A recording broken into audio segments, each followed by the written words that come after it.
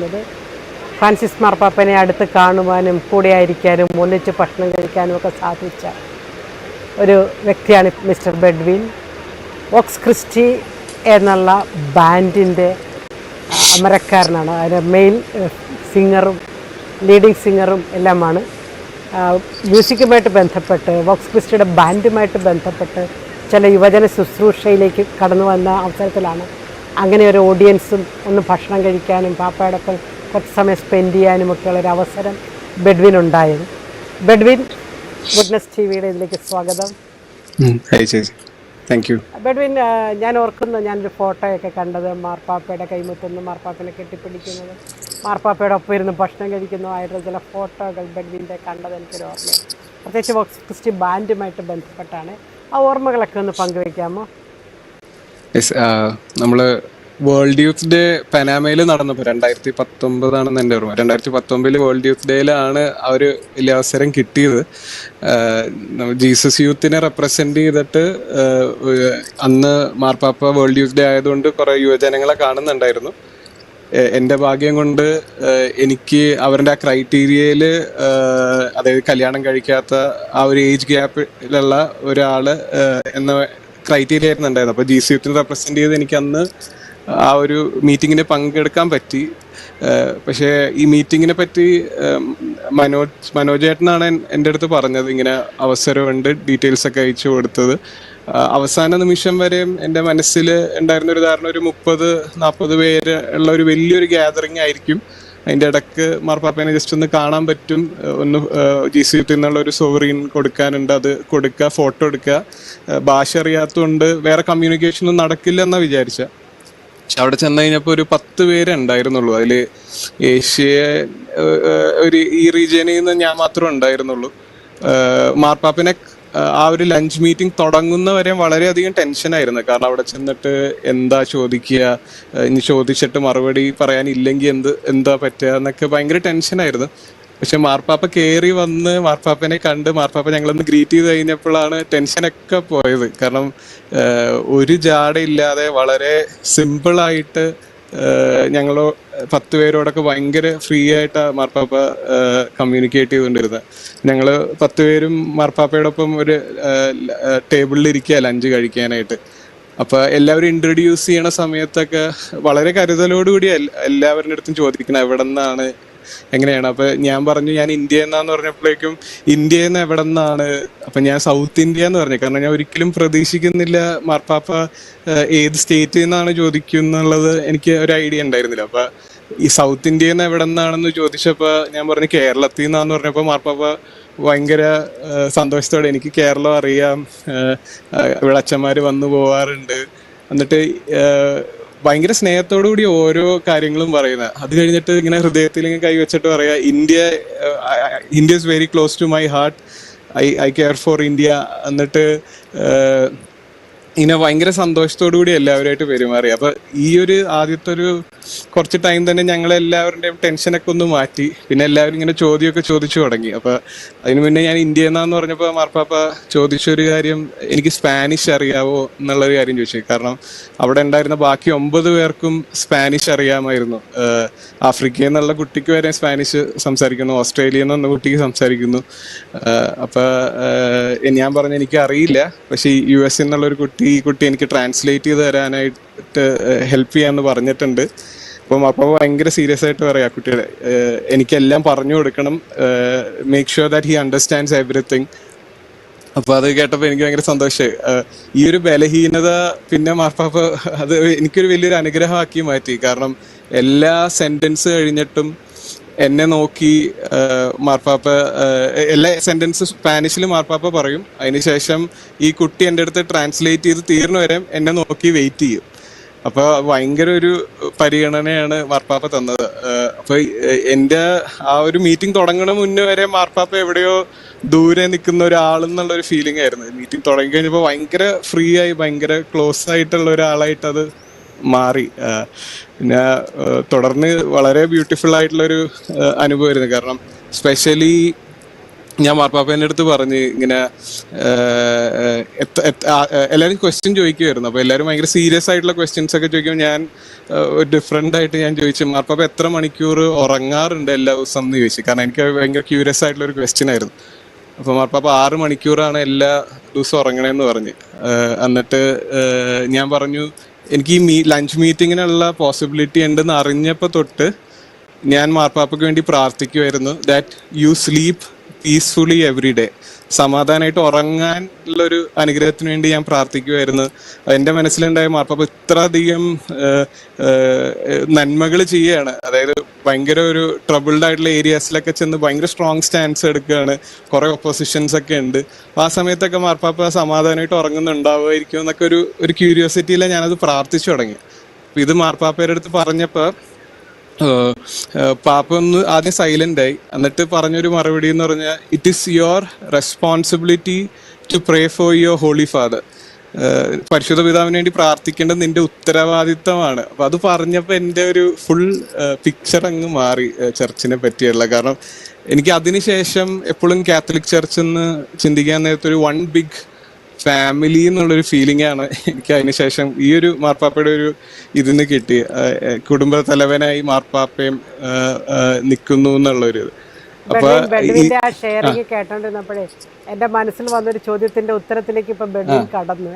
അതായത് ഈ ഒരു പേഴ്സണൽ ടച്ച് വളരെ രസകരമായിരുന്നു കേട്ടിരിക്കാൻ. മാർപ്പാപ്പ ഉറങ്ങാൻ വേണ്ടി പ്രാർത്ഥിക്കുന്ന ഒരു ചെറുപ്പക്കാരനാണല്ലോ എൻ്റെ മുമ്പിൽ ഇരിക്കുന്നത്. പല കാര്യങ്ങൾക്ക് വേണ്ടി ആരോഗ്യത്തിന് വേണ്ടി പ്രാർത്ഥിക്കുന്നവരെ കണ്ടിട്ടുണ്ട്. പക്ഷേ മാർപ്പാപ്പ നന്നായിട്ട് ഉറങ്ങണമെന്ന് പ്രാർത്ഥിക്കുന്ന ഒരു ചെറുപ്പക്കാരൻ്റെ മുമ്പിലാണല്ലോ ഞാൻ ഇരിക്കുന്നതെന്ന് ഞാൻ ചോദിച്ചു. എൻ്റെ മനസ്സിൽ വന്ന ചോദ്യം ഇതാണ് ഇതൊക്കെ കേട്ടോണ്ടിരുന്നപ്പം. ഇത്രമാത്രമുള്ളൊരു പേഴ്സണൽ ടച്ചും വാംത്തും എല്ലാം ഫീൽ ചെയ്തപ്പോൾ how did it affect your personal faith life and your affinity to Catholic church? എനിക്ക് വളരെയധികം അത് തന്നെ ഇൻഫ്ലുവൻസ് ചെയ്ത്. ഞാൻ പനാമയിൽ നിന്ന് തിരിച്ചു വരാൻ നേരത്തെ എല്ലാവരുടെ അടുത്തും പറഞ്ഞുകൊണ്ട് ഇരുന്നൊരു കാര്യം, ശരിക്കും കാത്തലിക് ചർച്ച് എന്ന് പറഞ്ഞാൽ ശരിക്കും ഒരു വലിയ കുടുംബമാണ് നമ്മുടെ. ആ കുടുംബത്തിന്റെ തലവനായിട്ട് മാർപ്പാപ്പ നമ്മളെ നയിക്കുന്നുണ്ട്. അത് പിന്നെ ഇത്രയും പവർ പൊസിഷനിൽ നിൽക്കുന്ന ഒരാൾ, ഇത്രയും വലിയൊരു ലീഡർ, ഇത്രയും സിമ്പിളായിട്ട് അവിടെ വന്നേക്കണ ഓരോ ആൾക്കാരെ, ഈ കേരളത്തിൽ നിന്ന് എറണാകുളത്തിൽ നിന്ന് ഒരാളെ പോലും അവൻ്റെ കുറവുകൾ മനസ്സിലാക്കി എന്നെ അക്കോമഡേറ്റ് ചെയ്യാനുള്ള ഒരു മനസ്സും അതിനുവേണ്ടി എഫേർട്ടും ഒക്കെ ഇട്ട് കണ്ടപ്പോഴൊക്കെ എന്നെ ഒരുപാട് ഇൻഫ്ലുവൻസ്. കാരണം ആരും ഈ ഫാമിലിയിൽ നിന്ന് മാറ്റി നിൽക്കപ്പെടുന്നില്ല.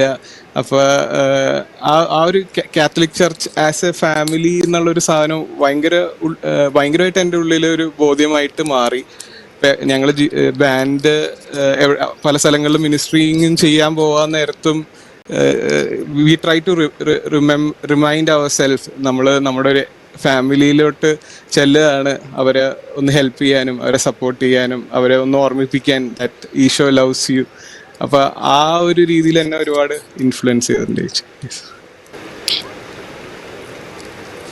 ആ ഇടയനെയാണ് നമുക്കിപ്പോൾ നഷ്ടപ്പെട്ടിരിക്കുന്നത് ഔദ്യോഗികമായിട്ട്. ഈ ഇടയനോടൊപ്പം ചെലവഴിച്ചപ്പോൾ ആ കത്തോലിക്ക സഭ എന്നുള്ള വലിയ കുടുംബത്തിലേക്കുള്ളൊരു സ്നേഹം, my church is my family, my church is my identity, അല്ലെങ്കിൽ my church is my pride എന്നൊക്കെ പറയാൻ തക്ക വിധം പിന്നീടുള്ള ശുശ്രൂഷയിൽ, വോക്സ് ക്രിസ്റ്റിയുടെ ശുശ്രൂഷയിൽ ഉദ്ദേശിക്കുന്നത് you are the leader of that band. ലോകത്തിലെ വിവിധ രാജ്യങ്ങളിൽ പോയി ഈ ക്രൈസ്തവ സ്നേഹത്തെക്കുറിച്ച് ബാൻഡിലൂടെ പാടുമ്പോൾ പറയുമ്പോൾ എത്രത്തോളം ഈ ഒരു എക്സ്പീരിയൻസിൻ്റെ ഹാൻഡ് ഓവർ ചെയ്യാൻ, അതായത് എത്ര വലിയ മനുഷ്യനും എത്രയും ചെറുതാകുന്നു, ആ ഒരു ഓർഡിനറിയിലേക്ക് വരുന്നു. എന്നെപ്പോലെ കേരളത്തിലെ ഒരു കൊച്ചിയിൽ നിന്ന് ചെന്ന ഒരു ചെറുപ്പക്കാരൻ്റെ അടുത്തേക്ക് വന്നിട്ട് അതിൻ്റെ വലുപ്പത്തെക്കുറിച്ചാണ് മാർപ്പാപ്പ പറയുന്നത്, അല്ലേ? ആ ചെറിയതാകാനല്ല, കുറച്ച് വലുതാകാനുള്ളൊരു സന്ദേശം മാർപ്പാപ്പ തരുമ്പോൾ തുടർന്നുള്ള ശുശ്രൂഷയിൽ എത്രത്തോളം ഇതിൻ്റെ എഫക്റ്റ് ഉണ്ടായി എന്ന് പറയാമോ? ഞാൻ ഉദ്ദേശിക്കുന്നത് ബാൻഡിനെ കുറിച്ചാണ്. ബാൻഡിന്റെ മനസ്സിലായി. ഇപ്പൊ ബാൻഡിന് ഇപ്പൊ ഞങ്ങക്ക് ബാൻഡിലുള്ള എല്ലാവർക്കും ഇതൊരു ഭയങ്കര ഒരു ലൈഫിൽ ഭയങ്കര ഒരു മോണ്യുമെന്റൽ കാര്യമായിരുന്നു. കാരണം ഞങ്ങള് വേൾഡ് യൂത്ത് ഡേക്ക് പെർഫോം ചെയ്യാൻ നേരത്ത് പനാമയിൽ ഞങ്ങൾ 2 വേൾഡ് യൂത്ത് ഡേയിലാണ് പെർഫോം ചെയ്തേക്കണം. പനാമയിൽ പെർഫോം ചെയ്ത്, പോർച്ചുഗലിൽ പെർഫോം ചെയ്തു. അപ്പൊ ഇതില് ഒരുപാട് ഫൈനാൻഷ്യൽ കാര്യങ്ങളൊക്കെ ഉണ്ട്. ഓരോരുത്തർക്കും ഒരുപാട് കാശ് ചെലവാക്കിയാണ് അവിടെ പോകുന്നത്. അവിടെയാണെങ്കിലും ഒരുപാട് സ്ട്രഗിൾസും കാര്യങ്ങളുണ്ട്. അപ്പൊ ഇപ്പൊ രണ്ടാമത് വേൾഡ് യൂത്ത് ഡേ പോർച്ചുഗലിൽ നടക്കാൻ നേരത്ത് ഇങ്ങനെ കുറച്ച് കൺഫ്യൂഷൻസ് ഉണ്ടായി. നമ്മൾ പോർച്ചുഗലിൽ പോകണോ വേണ്ടയോ എന്നൊക്കെ ഉള്ള ഒരു കൺഫ്യൂഷനൊക്കെ വരാൻ നേരത്ത് ദ തിങ് ദാറ്റ് ഞങ്ങൾക്ക് എല്ലാവർക്കും കോമൺ ആയിട്ട് കമ്മ്യൂണിക്കേറ്റ് ചെയ്യാൻ പറ്റിയത്, നമ്മുടെ കുടുംബത്തിൽ ഒരു പരിപാടി നടക്കാൻ നേരത്ത് നമ്മൾ പോയില്ലെങ്കിൽ അതെങ്ങനെ ശരിയാവുക. അപ്പൊ ആ ഒരു ബോധ്യമാണ് എല്ലാവരിലും. ആ ഒരു പരിപാടി ഇപ്പൊ ലക്ഷങ്ങൾ ചെലവുണ്ട് പോവാനായിട്ട്. ഈ ലക്ഷങ്ങൾ ചെലവാക്കി പോവാനായിട്ട് ഒരു മനസ്സ് വന്നത് എൻ്റെ കുടുംബത്തിൽ നടക്കുന്ന പരിപാടി എന്നുള്ള ഒരു ഇതിലായി വേൾഡ് യൂത്ത് ഡേയുടെ ആസ്പെക്റ്റിൽ തന്നെ. പല സ്ഥലത്തും മിനിസ്ട്രിങ്ങിനൊക്കെ പോവാൻ നേരത്തൊക്കെ നമുക്ക് എപ്പോഴും ഒരു കൺഫ്യൂഷനൊക്കെ, കാരണം നമ്മൾ എല്ലാവരും പല കരിയറിലുള്ളവരാണ്, പല കൺഫ്യൂഷൻസ് ഒക്കെ വരും. The thing that keeps us grounded, അല്ലെങ്കിൽ ഇങ്ങനത്തെ സിമ്പിൾ ആയിട്ടുള്ള തോട്ട്, അതായത് എൻ്റെ കുടുംബം, നമ്മള് ഈശോയുടെ സ്നേഹം തിരിച്ചറിയാൻ നേരത്താണ് ഈ ഓട്ടോ ഒക്കെ തുടങ്ങിയത്. അപ്പൊ ഞങ്ങളുടെ ലീഡേഴ്സായി നിൽക്കുന്ന ആൾക്കാരും ഇത്ര സിമ്പിൾ ആയിട്ട് എല്ലാവരെയും സ്നേഹിക്കുന്ന ആ ഒരു എക്സാമ്പിൾ കാണിച്ചു തരാൻ നേരത്ത് it is A great motivation for all of us. കാരണം ഇത് സ്നേഹം എന്നുള്ളൊരു എലമെന്റ് വരാൻ നേരത്താണ് ഇത് ഓടാനുള്ള ഒരു ശക്തി കിട്ടുള്ളൂ. അല്ലെങ്കിൽ ഇറ്റ് ഈസ് വെരി ഡിഫിക്കൽട്ട്. ഓരോ സ്ട്രഗിൾ വരാൻ നേരത്ത് ഞങ്ങൾ ഇട്ടിട്ട് പോകാൻ എളുപ്പമാണ്. പക്ഷെ ഈ ഒരു സ്നേഹം എന്ന് പറഞ്ഞൊരു എക്സാമ്പിൾ കാണിച്ചു തന്നുകൊണ്ടാണ് ഞങ്ങൾക്ക് ഇതിങ്ങനെ ഡ്രൈവ് ചെയ്ത് കൊണ്ടുപോകാൻ പറ്റുന്നത്. ശേഷി very good, very good. Personal ടച്ചിൽ നിന്ന് അതൊരു വലിയൊരു കമ്മ്യൂണിറ്റി ടച്ചിലേക്ക് കൊണ്ടുപോകാൻ സാധിച്ചു. ബാൻഡിന് അതൊരു വലിയ ഊർജ്ജമായി മാറി എന്നാണ് പറയുന്നത് അല്ലേ? പ്രത്യേകിച്ച് ബാൻഡിലെ ചെറുപ്പക്കാരെല്ലാം ജോലി ചെയ്യുന്നവരാണ്, ലീവ് എടുക്കണം, ആ മാസം സാലറി പോകും, ഇങ്ങനെ പല പല പ്രശ്നങ്ങളുള്ളപ്പോഴും എൻ്റെ കുടുംബം എന്നുള്ള ഫീലിംഗ് അല്ലേ, ചർച്ച് ഈസ് മൈ ഫാമിലി, ഈ ഫീലിംഗ് തരാൻ മാർപ്പാപ്പയ്ക്ക് സാധിച്ചു എന്നുള്ളതാണ് ആ 10 മിനിറ്റ് നേരത്തെ ആ ഉച്ചഭക്ഷണത്തിൽ.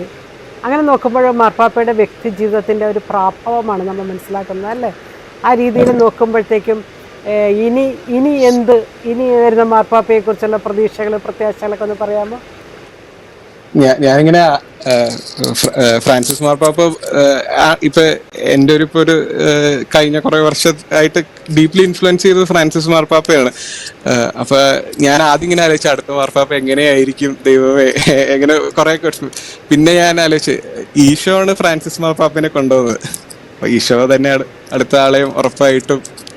പിന്നെ ഞാനും വേറെ രീതി ചിന്തിച്ചൊരു കാര്യം, ഫ്രാൻസിസ് മാർപ്പാപ്പ എന്തായാലും അടുത്ത ആൾക്ക് വേണ്ടിയുള്ള കാര്യങ്ങളൊക്കെ ഫ്രാൻസിസ് മാർപ്പാപ്പ ഈവൻ ദോ ഭയങ്കര സിമ്പിളാണ്, ഹമ്പിൾ ആണെങ്കിലും മാർപ്പാപ്പ കർത്താവിന് വേണ്ടി കട്ടക്ക് വളരെ പ്രവർത്തിച്ച. അപ്പൊ മാർപ്പാപ്പ അതിനു വേണ്ടിയുള്ള പ്രാർത്ഥനകളും എല്ലാം ഒരുക്കി വെച്ചിട്ടുണ്ടാവും എന്നാണ് ഞാൻ പ്രതീക്ഷിക്കുന്നത്. ആ യൂത്ത് ലാംഗ്വേജിൽ തന്നെയാണ് സംസാരിച്ച, കട്ടക്ക് നിൽക്കുന്ന മാർപ്പാപ്പ. എനിക്ക് ആ യൂത്ത് വൈബ് ഫീൽ ചെയ്യുന്നുണ്ട് കേട്ടോ. ഇങ്ങനെ ഇതുവരെ ഇവിടെ വന്ന ആരും സംസാരിച്ചില്ല, കട്ടക്ക് നിൽക്കുന്ന മാർപ്പാപ്പ. Thank you Bedwin for the beautiful way of presenting the experience. മാർപ്പാപ്പയുടെ എക്സ്പീരിയൻസ് വളരെ മനോഹരമായിട്ട് പങ്കുവയ്ക്കുകയും അനേക യുവജനങ്ങൾക്ക് കട്ടക്ക് നിൽക്കുന്ന മാർപ്പാപ്പയേക്കാളേറെയായിട്ട് കൂടെ നിൽക്കുന്ന കുടുംബം, കത്തോലിക്ക സഭ എന്നുള്ള മഹാകുടുംബത്തിലേക്കുള്ള ആ സ്നേഹവും പ്രത്യാശയും പങ്കുവയ്ക്കാൻ ബെഡ്വിന് സാധിച്ചു. ഗുഡ്നസ് ടിവിയുടെ പേരിൽ പ്രത്യേകം നന്ദി പറയും. Thank you.